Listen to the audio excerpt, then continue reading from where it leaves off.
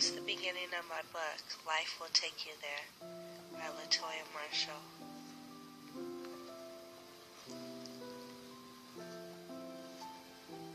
There's about 20 chapters.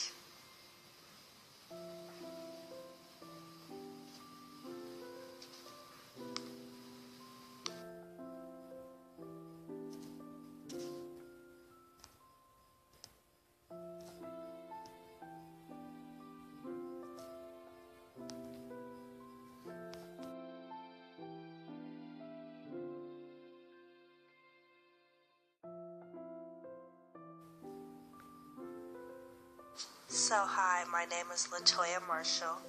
I just published a book called Life Will Take You There, and I'm going to read you the first chapter out of my book. It's called Crack is Whack, Chapter 1.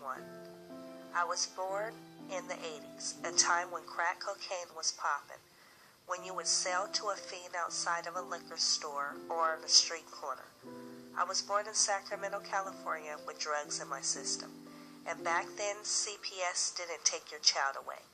I remember being with my mom as a kid for a split second.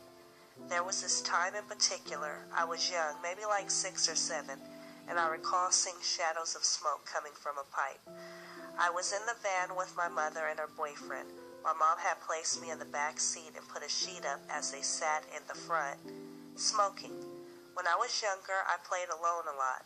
My mom took me to her friend's house, and they usually didn't have any kids my age. Now that I'm older, I know they were crack houses, but back then I was a kid, and I was happy to be with my mom, so anything else didn't matter.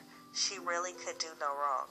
My mom was a lady that makes you want her, had me feeling like I needed her, kind of like a drug high that you're trying to chase.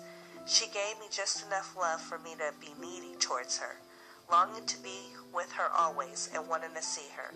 It was like as soon as she would build this bond with me, only making promises for her to disappear on me. I even remember one time her asking me to pee in a bottle for my uncle. She asked me in front of everyone in the house.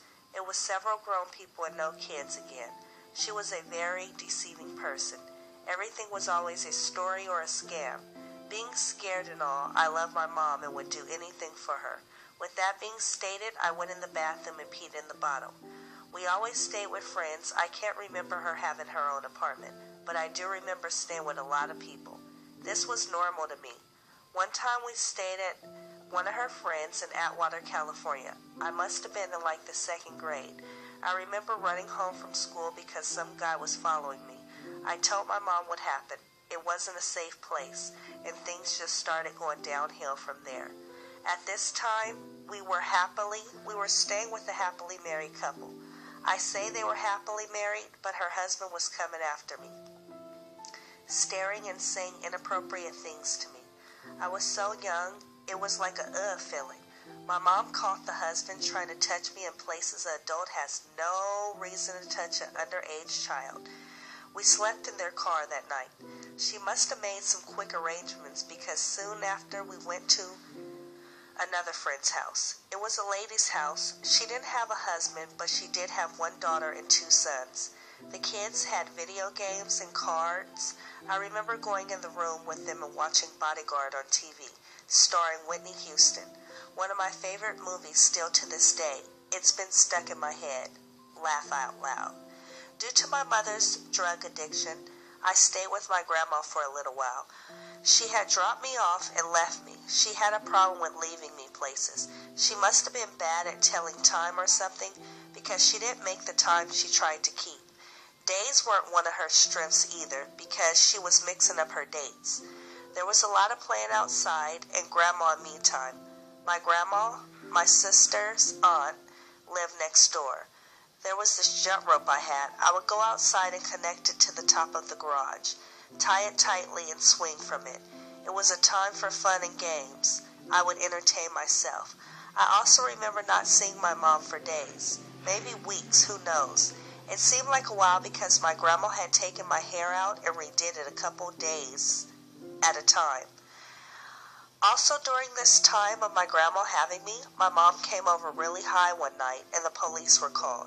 I'm not really sure what happened That night, it was something in the matter of my mom wasn't going to take me nowhere that late. I don't know if she went to jail or not because my aunt had taken me in the room. I know that feeling of being let down and not knowing what's going to happen. A couple of days later, I went back with my mom. We hit several places, all on foot, catching a ride if she could get one. We went to one of her smoke buddies, and once again my mom had left me, going on one of her spills. It must have been for almost a week. My mom must have disappeared. It was right after Christmas because I remember being surprised. My mom's friend had bought out a bike from the back room. Now that I'm older, I realize my mom must have been really sad and unhappy because she barely cracked a smile or moved around. I remember going outside the next morning and my mom still being there. Later that evening, she must have snuck out the house because after coming back in, she wasn't around. I don't remember seeing any of my mom at all after that.